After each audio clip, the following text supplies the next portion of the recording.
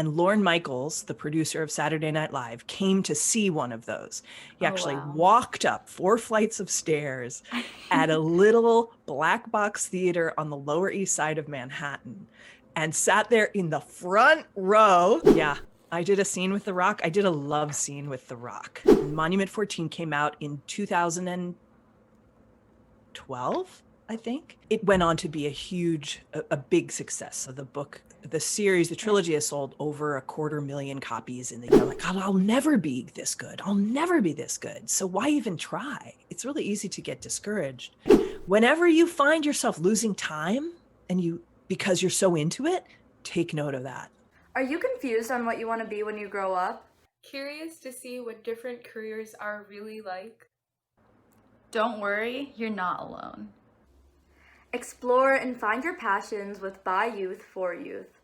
Access to knowledge, opportunity for exploration. A video and podcast series run by youth for youth.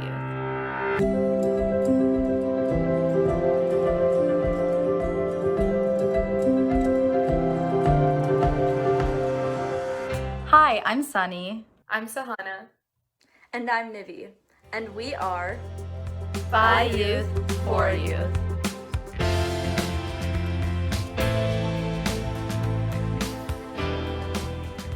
Hi everyone, today we have Emmy Laybourne on the podcast with us today. Could you introduce yourself and tell us a little bit about your job?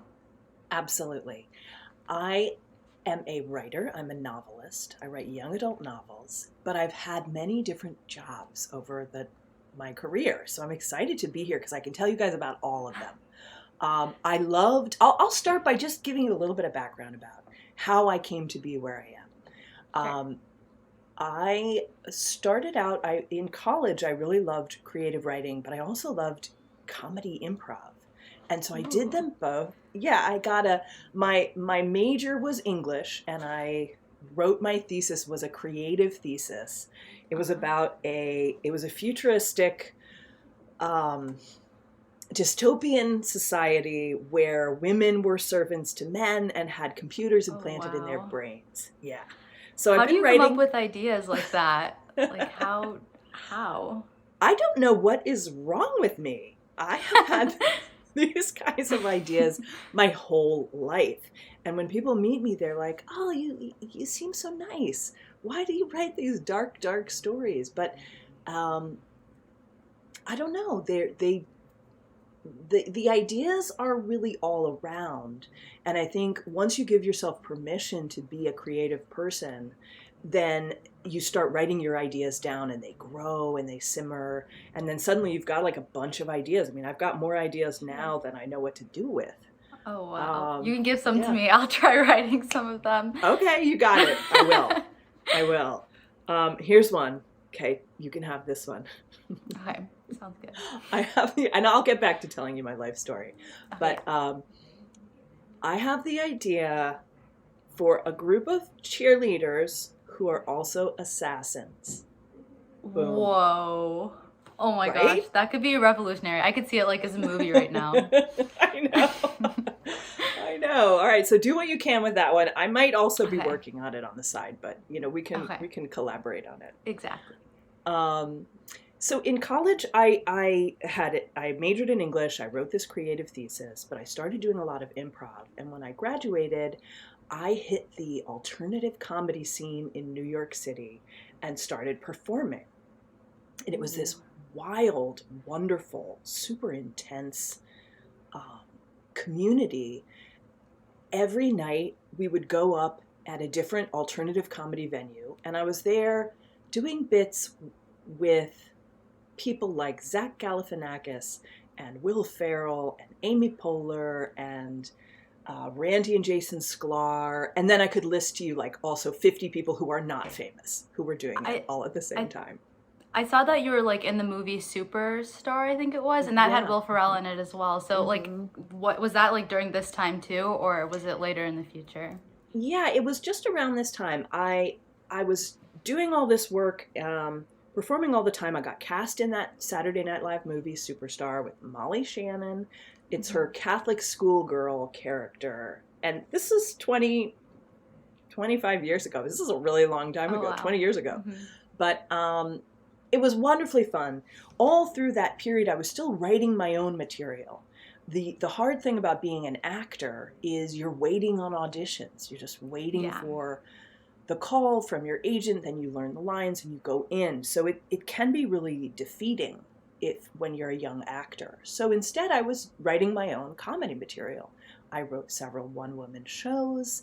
They were totally nutty and just off the wall. And Lorne Michaels, the producer of Saturday Night Live, came to see one of those. He actually walked up 4 flights of stairs at a little black box theater on the Lower East Side of Manhattan and sat there in the front row, which was hilarious. Oh my gosh. And he just was like, I'm going to sit in the front row and make you nervous and see if you can handle it. And the theater held like 40 people. So they're all like sitting there behind him.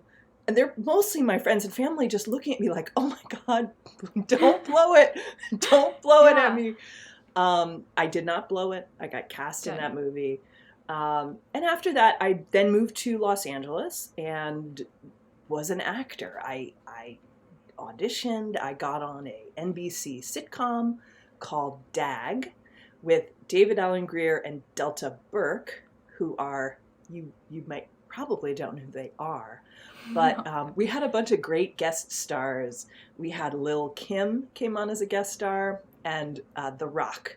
I saw that picture on your website. You? I was looking at your website and I was like, oh my gosh, that is so cool. That's so cool. Yeah, I did a scene with The Rock. I did a love scene with The Rock. Oh my gosh, I'm so jealous. It. And he's the nicest guy in the world. He's like kind, professional, compassionate, totally charming. So I was here. There I was being an actor, and then I fell in love. I got married, and I got pregnant. And with a baby on the way, I had always had kind of a troubled relationship with auditioning. Auditioning is very hard, and now that I was pregnant and I had this great body and this big belly with a baby in it, I just couldn't bear to go back to auditions. I just didn't want to do it anymore. I was also so tired. Then the baby came and I was so tired and whacked out. So instead, I turned back towards my writing. And I went to UCLA and got a degree in screenwriting. I started with a 3-month-old baby in this program. And by the time I finished, 3 years later, she was 3 and I was pregnant with my other child, my son, Rex. How did you manage being in school and like being a new mother at the same time? Well, I was extremely lucky that I had help. We could afford to have a nanny. I could never have done it without a nanny, obviously. Yeah. I couldn't have done it. But it was fine. But in retrospect, I couldn't quite get as much out of it as I think some of my peers did, because I was sleep deprived and busy and also leaking milk through my shirt. None of them had that problem. So I'm coming to the end of my story, and then we can just get into more general questions. But I graduated from UCLA with this degree. Now I have this brand new degree, and it sort of was time for me to start taking meetings to be a screenwriter, right? Going all over town, meeting everybody, having these great these screenplays that everyone would read and get excited about, and then bring me in, and then tell me, ask me to pitch them my best ideas for a movie about the Smurfs or whatever thing I would have to do. But my husband was a film editor, and film editing requires hours and hours and hours and hours in this dark edit room. And he kind of couldn't handle it anymore. He was missing our kids. And so he applied to graduate schools all over the world and his top one was Parsons in New York City. So we relocated from LA to upstate New York. We put our kids into this charming little Waldorf school in the country, which is like hippie paradise. And then I was like, okay, well, I'm not going to be a screenwriter from hippie paradise. So what am I going to do? And I had this friend who was a literary agent, and I took her out to lunch, and I said, here are 5 ideas for young adult novels. And I pitched her, old school Hollywood style. And she liked this one pitch about 14 kids who get trapped in a superstore while civilization collapses. I called it, We Are Value Mart. And she said, I love that concept. I hate the name. So I changed the name to Monument 14. And I wrote the first 160 pages and a proposal for the rest of the series. And we sold it to Macmillan. And Monument 14 came out in 2012, I think. That's right. And it went on to be a big success. So the series, the trilogy has sold over 250,000 copies in the US. Oh, wow. And it's done great. So that sort of launched my career as a novelist. And that's mostly what I've been doing for the past 10 years, except I also am just right now starting my own podcast that I'll have to tell you about later. Yes, I definitely want to hear about that. Yeah, so that's like an overview. So I got to do all these great things, from theater to screenwriting to writing novels.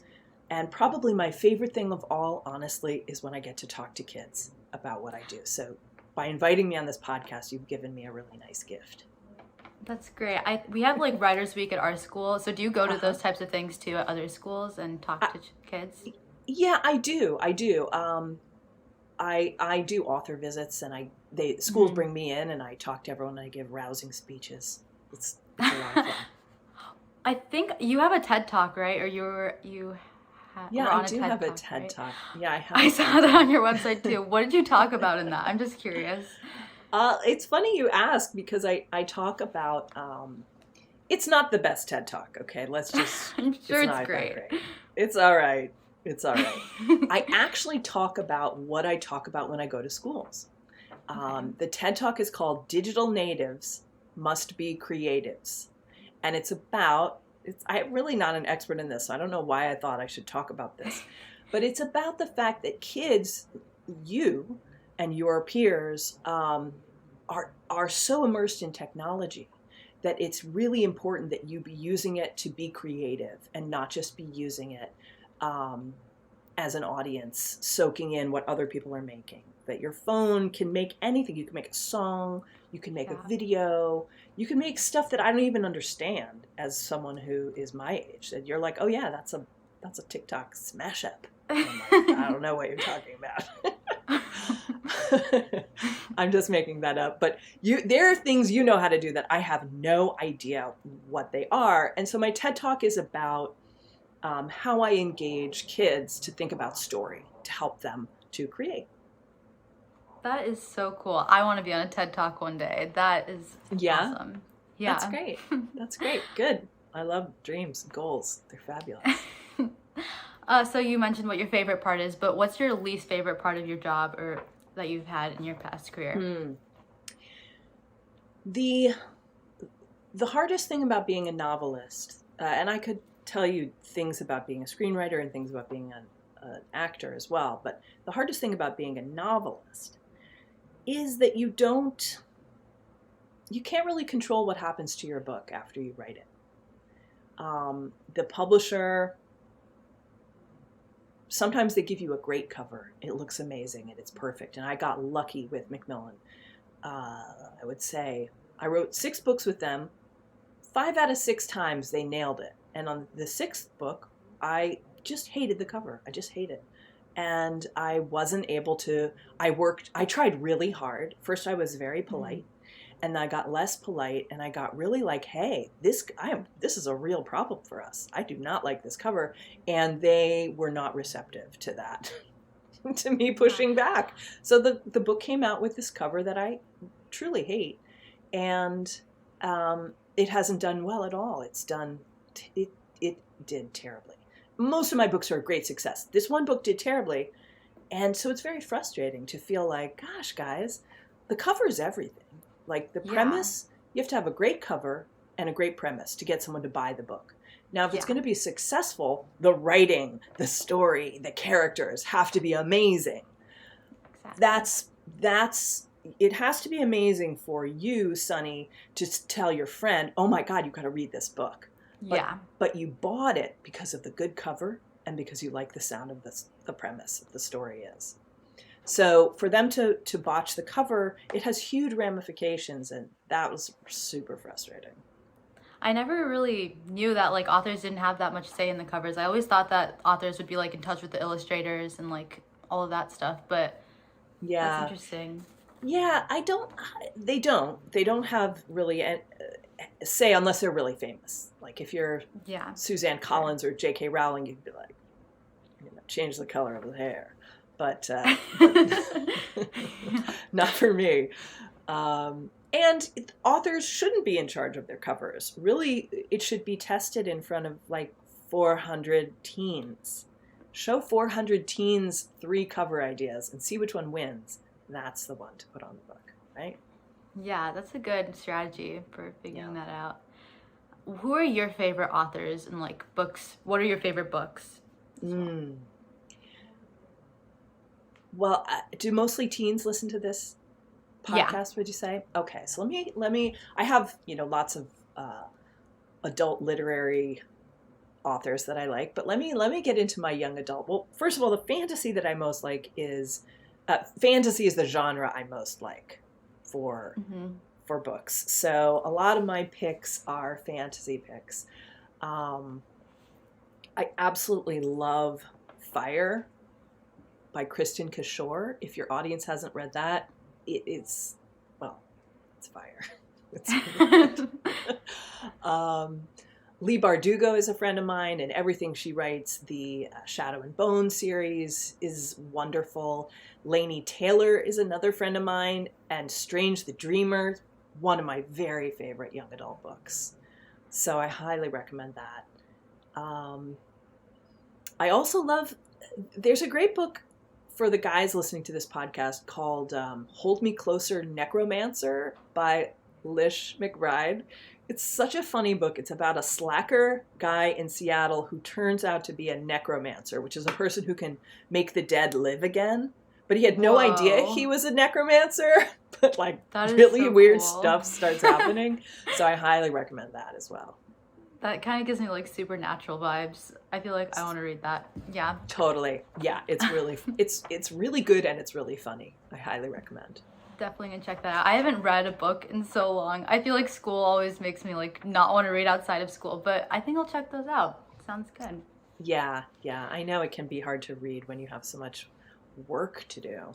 But yeah, oh my gosh. Like even in like our history textbooks, it feels like you're reading a novel because they have all this fancy language in it that doesn't even pertain to history. But yeah, that's a separate topic.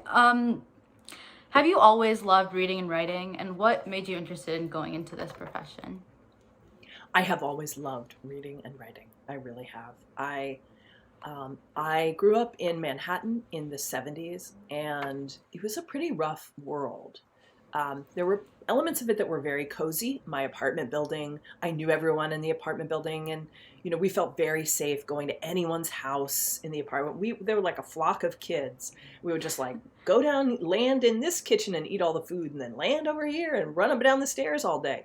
So it was a very fun place, but the city at large was kind of frightening. There was a lot of crime in those days, and it didn't feel like the safest place. So in books, I really found a refuge, and I especially loved the Little House on the Prairie books. I just loved those. I loved the world, and I would read them over and over again. There wasn't as much writing for kids and teens when I was growing up, so there was like Laura Ingalls Wilder, who wrote the Little House books. There was Judy Blume, and that's about it. There was Beverly Cleary, and there was E.B. White, who wrote Trumpet of the Swan and Charlotte's Web. So there were wonderful classic books, but there's nothing like the landscape today where there's so much amazing stuff. And I started writing short stories when I wrote a few short stories as a child on a typewriter, thinking myself to be like a pretty supreme badass. That is pretty cool. It was really fun. So yes, I really loved I think to be a writer, you really need to be a reader.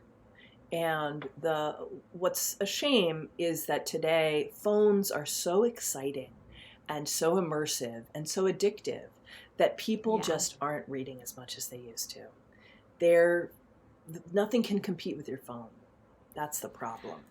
Yeah, I feel like it's kind of interesting that you mentioned that. My older sister, she's a huge reader. Like, she has a bookstagram and she reads like crazy. It drives my parents insane a little bit.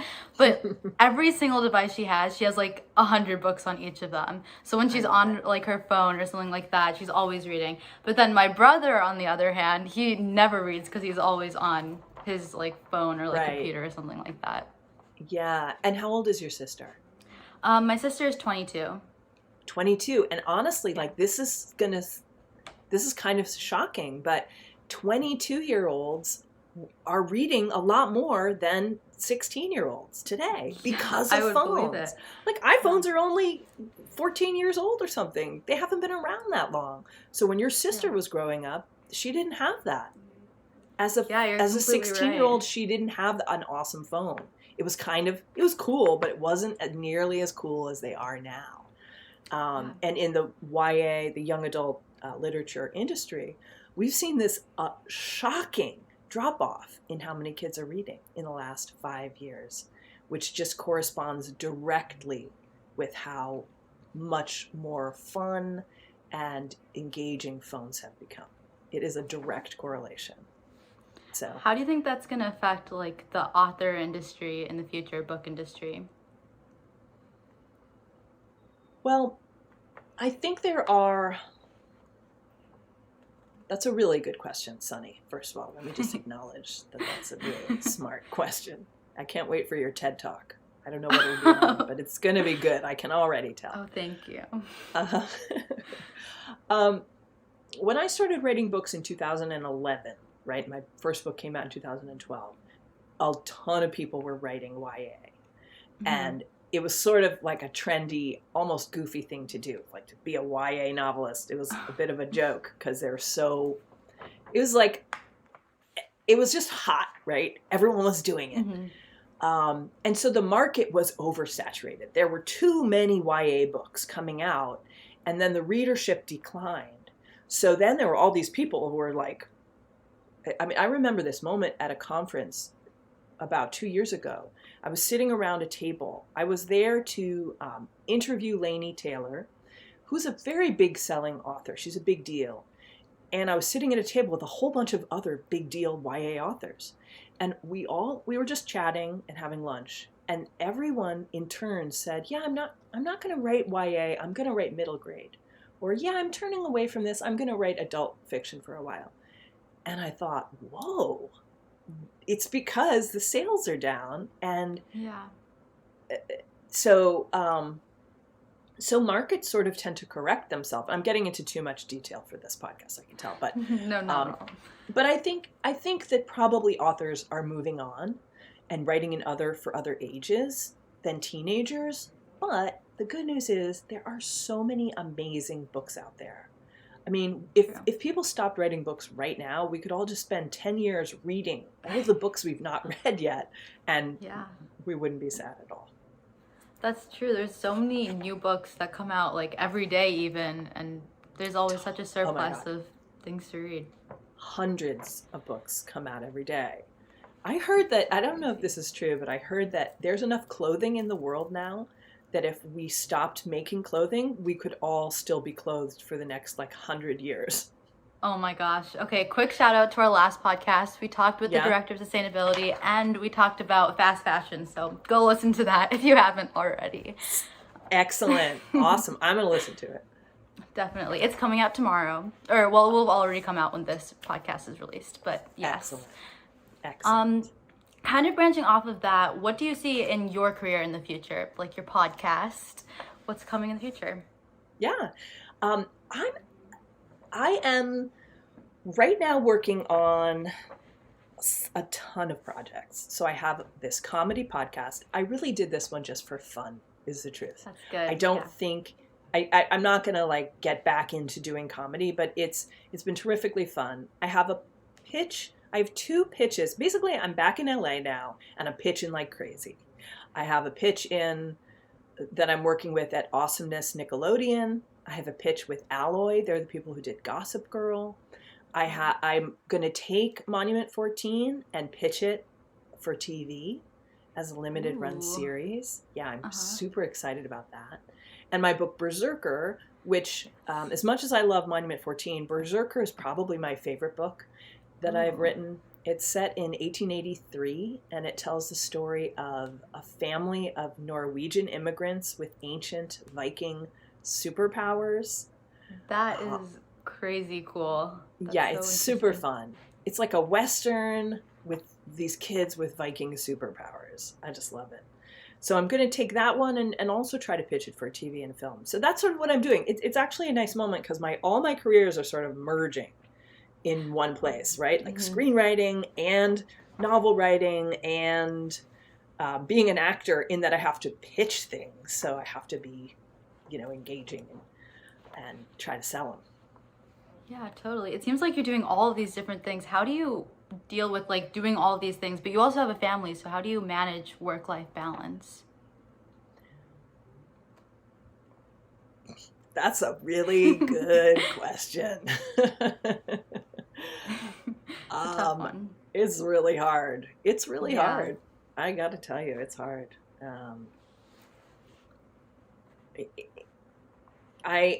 You wind up feeling like you're never doing one thing as well as you want because you're spread pretty thin. So I probably have too many projects going right now to really be giving them each the brain power that they need. So I'm aware of that. I'm trying to like get some stuff off my plate so I can do bigger, more detailed thinking about the projects that are on my plate. Balancing being a creative person with being a parent is a real struggle. It makes it better that there are so many people who are also trying to do it. So you can talk to your friends and you can all say, wow, this is really hard. But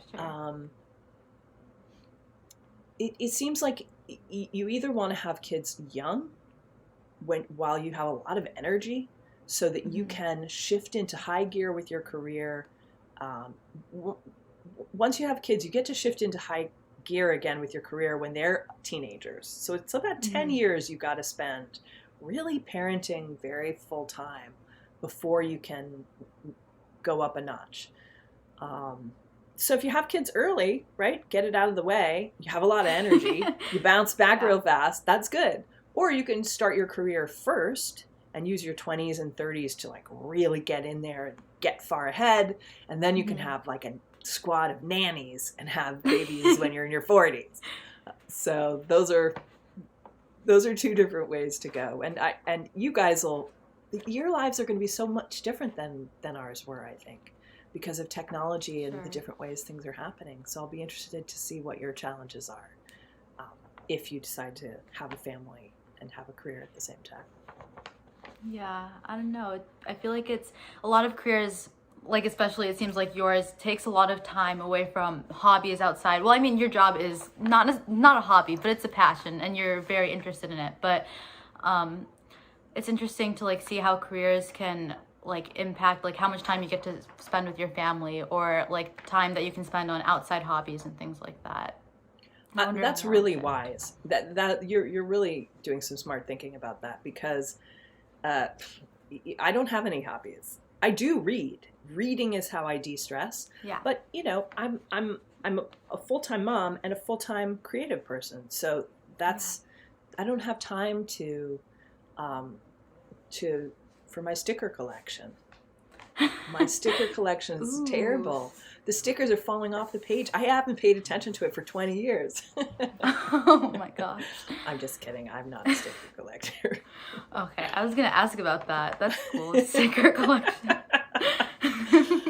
Yeah. How has your job impacted you? Like, what new relationships have you formed? What are the biggest life lessons that you've learned from your career? I've learned so much from these careers. It's hard to boil it down to 1 or 2 biggest lessons. Practice makes perfect. You know, you really have to write a lot of pages to become good at being a writer. And I think probably the most important thing is to love what you do, because you have to, when I was an actor in New York in the 90s, I lived for it. It was all I wanted to do. I was obsessed with it. And so I worked and worked and worked and worked, and I got really good, and then I was successful. And when I love writing. I mean, I love it. I love coming up with ideas. I love figuring out the story structure. And when I'm writing, I will look up and like 8 hours have passed. I'm like, oh my God, I gotta get dinner. What am I thinking? So you need, what you're gonna do in your career, you have to love it if you want to get really good at it, right? Because the love is the gas in your tank that's gonna get you all those long miles until you actually are good at something. I remember this amazing picture. I wish I had saved it. It was in the newspaper, the Los Angeles Times. What's the name of the paper? I think it's the LA Times. And it was in the arts section right around the Oscars. And they had screenwriters standing with the stacks of scripts they had written before they had a screenplay that was nominated, right? So it was like the 6 people who were nominated to win an Academy Award, all standing with stacks of paper to indicate how many scripts they'd written. And the scripts were like 2 or 3 feet high. We're talking about thousands and thousands and thousands of pages. And that's how long it takes to win an Academy Award, you know? So that's probably the biggest thing I've learned, is that you need to do what you love, and the rest comes. What would you suggest to someone who thinks they might be interested in writing, but they're not completely sure? Would you say like you need to like love writing, you to like be immersed in it, or would you be like, maybe try it out and see? Yeah, I would be gentle about it. I would say try it out.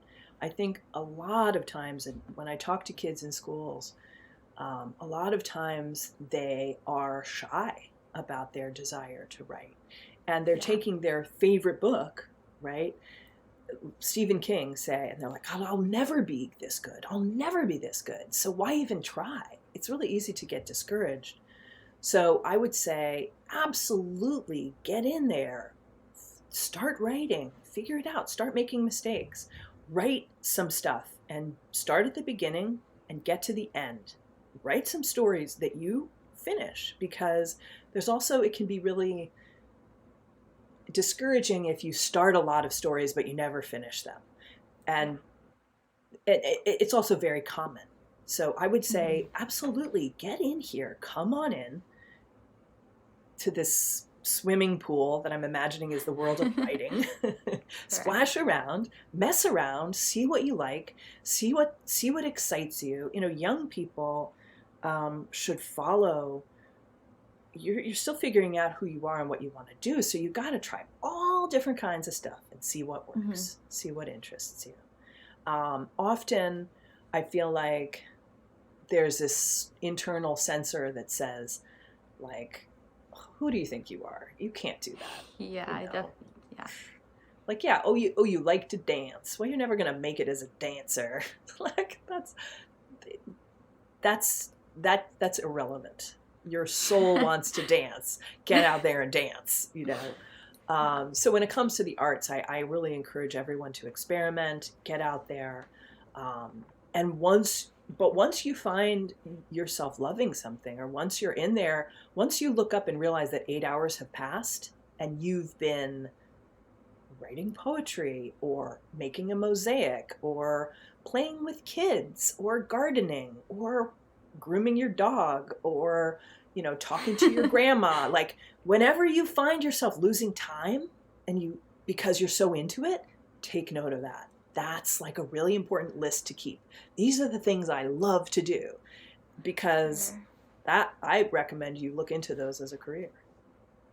Yeah, I think it's really interesting that you talked about that, because I've been thinking a lot about like what different jobs are and what they could be in my life and how I would want to manage like work-life or work-home, that balance. Sure. And thinking about like if I want like a career that maybe I'm not so interested in, but able to like outside of that do hobbies and things like that, or if I want a career that I can like immerse myself in and grow through my career. I don't know. It's such a hard decision to make, and I feel like at least at this point, I feel like I haven't found that one thing that makes like my heart sparkle or makes me want to just do that all the time. Man, I totally hear you.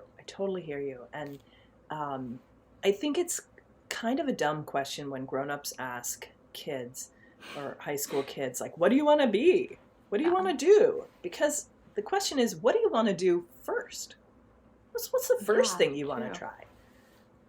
I mean, if you want to be a plastic surgeon, then you probably should knuckle down and study biology pretty quickly and, go to medical school and do your residency, because it takes so long to become a plastic surgeon. But most jobs in our world today are not like that. You can do one thing for 5 years and another thing for 5 years and then take a break for 5 years and then have a huge career and become a film director, Sure. So I hope you can take some of that. I know there's a lot of pressure on kids in high school to figure out what you want to do, but I hope you can take some of that pressure off yourself to just let yourself breathe and take a look around. Yeah, I think I just want to explore everything. I feel like there's so many different things that I'm interested in, I want to look into, and I just want to like take a nibble of each of these different things and figure out what I like best. Well, you got it right. That's correct. Yeah, I don't know. I think there's a lot of satisfaction that comes with a career that you can like start like from the day that, not the day you were born, but like since you were a child, you're like, oh, I want to be a doctor, and then you pursue that, and that can be very rewarding. Just can be intimidating to like make that decision. Yes. Oh man, you're so right. You're so right about this. There's times when I wish that I had a burning desire to just do one thing, right? I told you 5 minutes ago, I'm doing a podcast right now. I'm pitching projects for television. I'm pitching podcasts.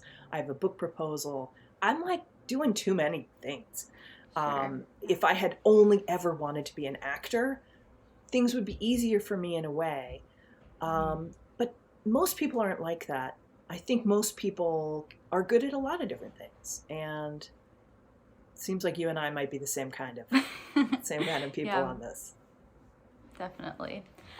I think I'm ready for the last question. So this last question, we ask all of the podcast people we interview, and it is, what is your tagline, like your motto or your saying? What is my tagline? Oh Yes. my God, that's hilarious. Oh, that's hard. I don't know. I have no ideas. All right, here's my tagline. It's really cliche. Easy does it. Oh, that's so good. Easy does it. Just calm down. It's gonna be fine. Easy does it. Because the nice thing about easy does it is it just implies that being light and being in the moment and sort of listening and being aware is going to get it done. It's not about, oh, I need to focus and get this, bang, bang, bang on the computer. No, it's like, oh, how much breath can I put in this thing?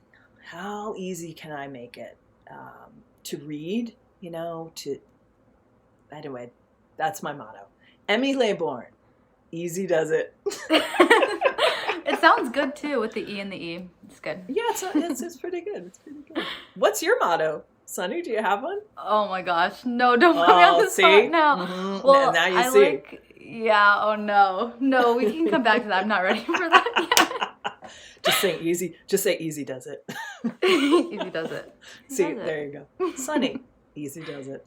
Yes, I like it. It has a good ring to it. Yeah. Okay, This is so fun to talk to you. We could talk forever. I know, we could. I have so many questions for you. I'm probably going to email you after this with some questions. Please do. Keep in touch. Definitely.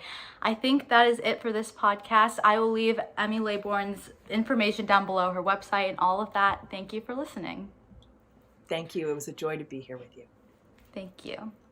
Thank you so much for listening this week. Tune in for our future episodes every other Thursday and leave us a review down below. Check out our Instagram at BY4Y Podcast for career resources and more about this episode. Bye!